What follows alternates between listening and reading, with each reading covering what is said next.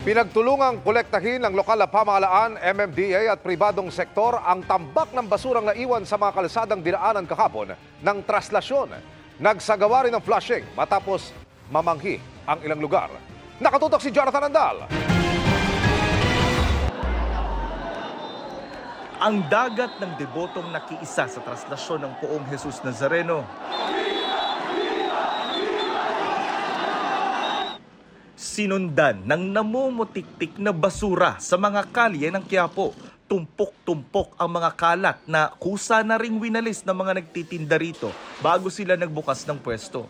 Dapat pag mga Diyos ka, malinis ka. Oh.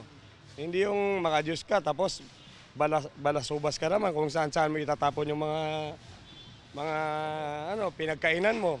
Kagabi, ginawang tambakan ang bahaging ito ng Plaza del Carmen, nakatapat lamang ng San Sebastian Church kung saan ginanap ang tradisyonal na padungaw. Kahit ang bahagi ng Legarda na hindi naman dinaanan ng traslasyon, merong mga basura. Sa dami ng kalat, tulong-tulong na kanina ang mga truck ng City Hall, MMDA at ng private garbage collector na kinontrata ng lungsod. Ganito po yung karamihan sa mga naiwang basura ng mga deboto sa traslasyon. Karamihan mga pinagkainan, mga styro, mga plastic bottles, meron din mga kutsara, tinidor na plastic, tapos meron din dyan mga yung ginamit nilang sapin na plastic. Karamihan po ito hindi nabubulok. Pero ang mas nangangamoy, ang mga naiwang bote-bote na may lamang ihi. Kaya si Alan binuhusan ng tubig na may sabon ang tapat ng kanyang tindahan para maalis ang panghe. Yung iba nilagay sa bote, yung iba walang takip, siyempre pag natumba. Sa Taft Avenue, nakunan namin kahapon ang mga debotong umiihi sa poste ng LRT matapos ang traslasyon na manghiraw ang ilang parte ng Maynila batay sa mga reklamong nakarating sa City Hall. Kaya nag-utos na sila ng flushing o pagbobomba ng tubig sa mga kalsada. May mga portalet naman kahapon na kusang loob na idineploy ng MMDA. Sa dami po ng tao, hindi naman po only yung aming portalet. Siyempre, limited din yung number ng bilang na aming pinoprovide kasi yun lang po yung available namin. Sabi naman ng Quiapo Church Administration, dadagdagan nila ang mga portalet sa susunod na taon.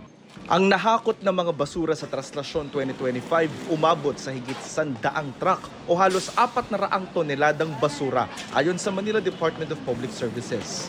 Dumagdag ang basura ng Traslasyon sa problema ngayon sa paghakot ng basura sa Maynila. Kanina nga sa Baseco at Parola Compound, kaliwat kanan pa rin ang tumpok ng basura. Nasabi ng mga residente ay 3 araw nang hindi nahahakot. Dumarami na rito ang mga langaw, pinapasok na ng mga gumagapang na uod ng mga kalapit na tindahan. Kinakalkal na rin ito ng mga aso. Pero issue na nga po kasi hindi maalis-alis ang basura, hindi makakayang baho, masakit sa dibdib. Sabi ng mga residente, may nakikita naman silang mga truck na naghahakot ng basura araw-araw. Pero hindi raw nahahakot lahat at may naiiwan.